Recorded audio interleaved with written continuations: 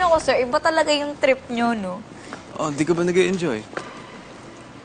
Nag-e-enjoy. Wala naman po akong sinabing hindi. Hmm.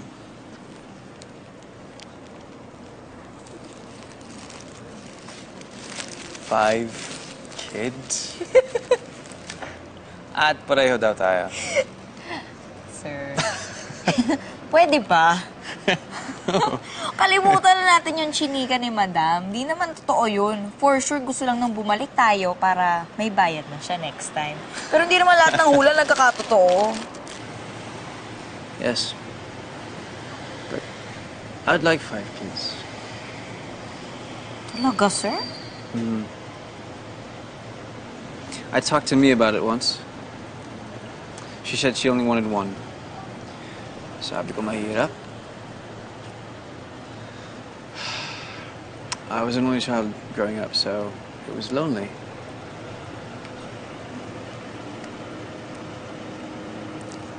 Heartbroken ka pa, no? You still think I'm heartbroken? O bakit? Hindi totoo? Eh, kaya nga po natin ginagawa to, di ba? Para makaget over na kayo kay Mamiya. Sorry po, masyado akong pakailamera. No, you're right. I need this. To get over her. Gumagana naman po ba?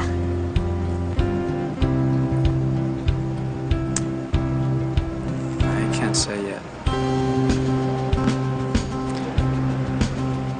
Pero alam ko eventually, makaka-get over na rin ako.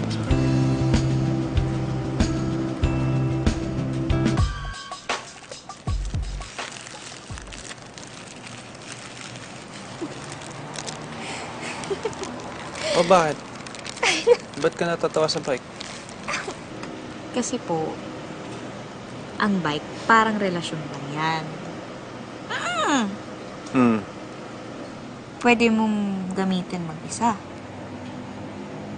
Pwede ka rin namang may gaangkas.